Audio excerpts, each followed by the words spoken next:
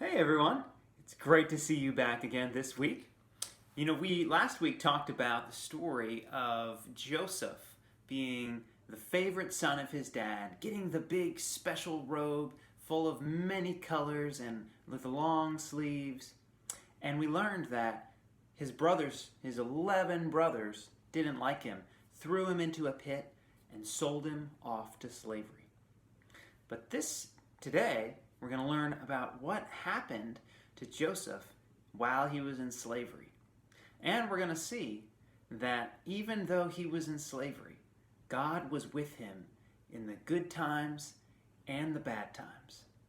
And that God is with us in the good times and the bad times as well. So no matter what we go through, God is always with us.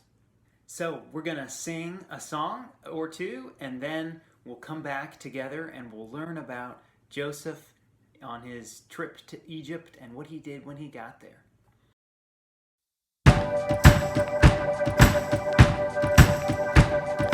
This the light of mine, I'm gonna let it shine. This the light of mine, I'm gonna let it shine. This the light of mine, I'm gonna let it shine. Let it shine, let it shine, let it shine.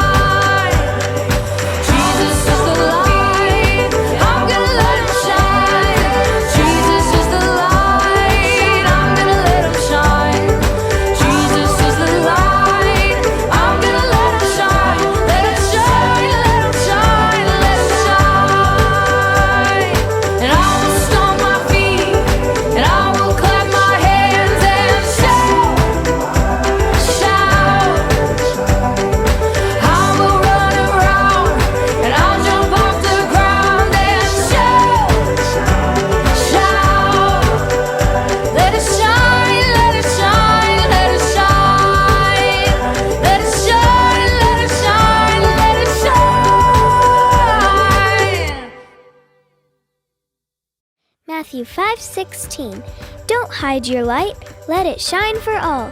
Let your good deeds glow for all to see, so that they will praise your heavenly Father. That means when we love God, He shines out of us like a bright light. Then everyone around us can see His light and say, "Wow, God is amazing!"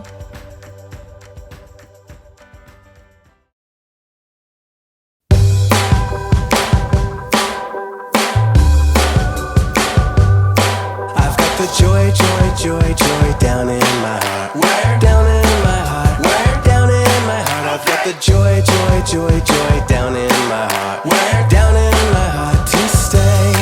And I'm so happy, so very happy. I've got the love of Jesus in my heart, down in my heart. And I'm so happy, so very happy. I've got the love of Jesus in my heart.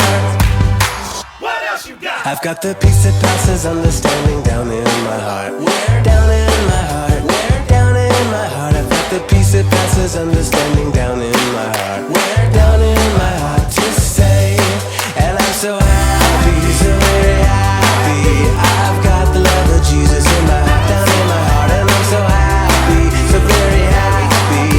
I've got the love of Jesus in my heart. I've got the wonderful love of my blessed Redeemer way down in the depths of my heart. Where? Down in the depths of my heart. Where? Down in the depths of my heart. I've got the wonderful love of my blessed Redeemer way down in the depths of my heart. Where? Down in the depths of my heart to stay. And I'm so happy, so very happy. I've got the love of Jesus in my heart, down in my heart. And I'm so happy, so very happy. I've got the love of Jesus in my heart. I've got the love of Jesus in my heart. I've got the love of Jesus in my heart.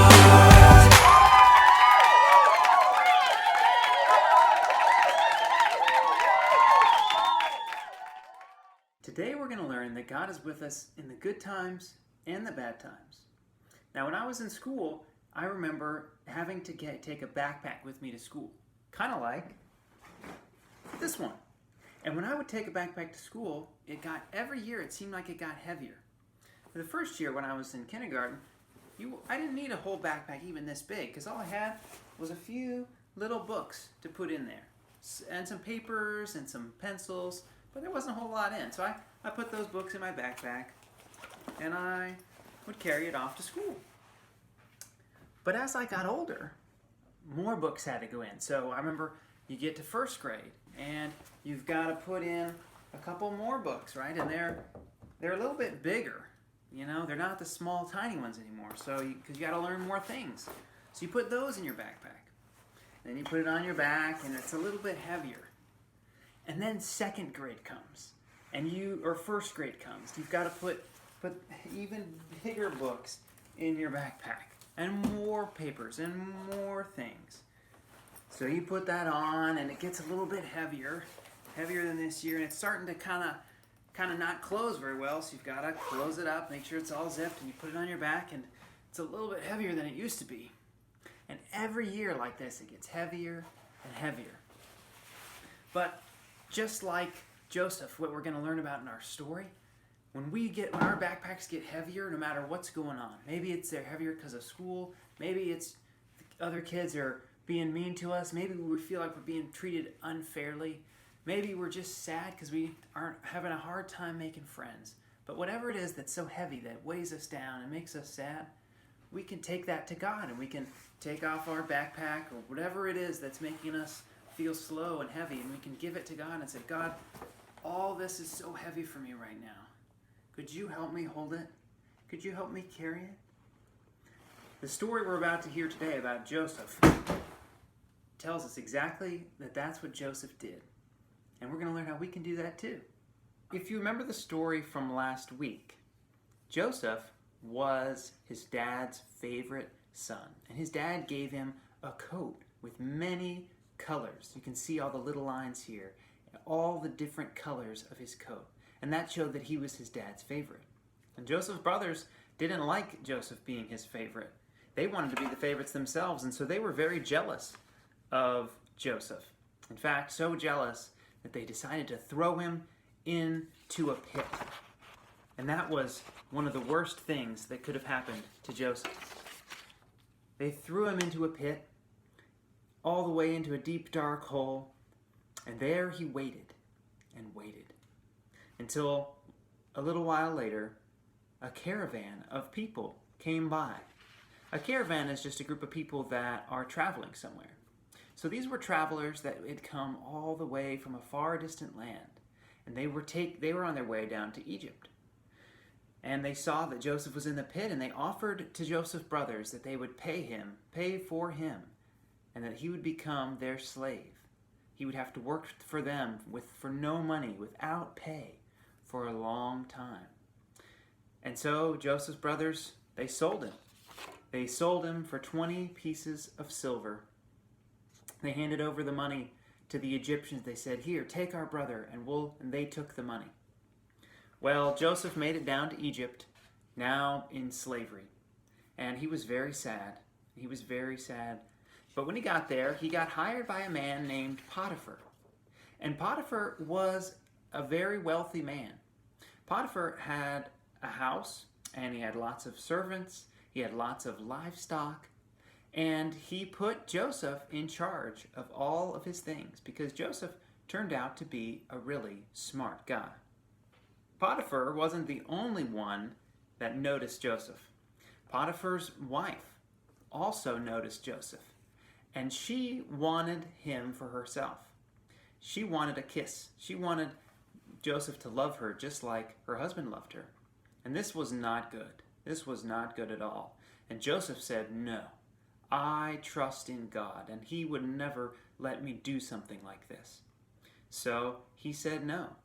Well, Potiphar's wife was very persistent. She wanted to be with Joseph and have him love her forever, but he did not want that. So every day she would come to Joseph and say the same thing. Come to me, come love me, come love me. So what did Joseph do? He was in a moment of temptation. He was in a moment where he had to make a decision. And what he decided to do is something that we can all do in moments when we are faced with things that are wrong. We have to decide what's right and what's wrong. Joseph decided to run away. He grabbed everything. He left his shirt and he ran. He ran as fast as he could to get out of there. Well, that's a great thing to do when you find yourself tempted with something. When you want something like something that you're not supposed to have, and you want it so bad, that's a good time to run away, because that's not what we're supposed to do. We're not supposed to give in to those things. We're supposed to say no. And running away is a great option when you're faced with those kind of things. Well, this did not make Potiphar's wife very happy. In fact, she went and told everyone that Joseph had done it anyway. She lied, and she made up all kinds of stories about Joseph. And so when Potiphar came home and his wife told him what Joseph had done, even though it wasn't true, Potiphar was very angry. And he took Joseph and he threw him into prison. And then Joseph was behind bars. And he was very sad yet again, because he had not done anything wrong, but he was treated as if he had done something wrong. Well, that's where our story ends for today. The story tells us that even if you do the right thing, sometimes people will make up lies about you and make it so that you are not treated fairly.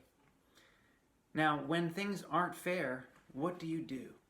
Do you just get sad about it? Do you get angry about it? Do you get frustrated about it?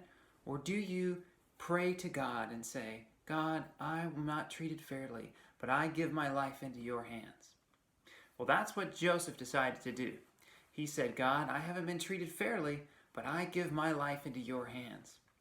And God was with Joseph, even in prison, even behind the bars of the prison. God was with Joseph. So whatever he did, God was with him. And we know that because even though Joseph was in prison, God made him in charge of all the other prisoners. Because the jailer, the one who made sure that all the prisoners stayed behind their bars, quickly realized that Joseph was a very honest person, that he was not trying to escape, and that he was willing to stay in prison even though he had done nothing wrong. And so the jailer decided to make Joseph head over all the prisoners. And that's how we know that God was with Joseph, because God made him head of all the prisoners even though he was in prison. See, sometimes, whenever something bad happens, God is able to use it to make something good happen.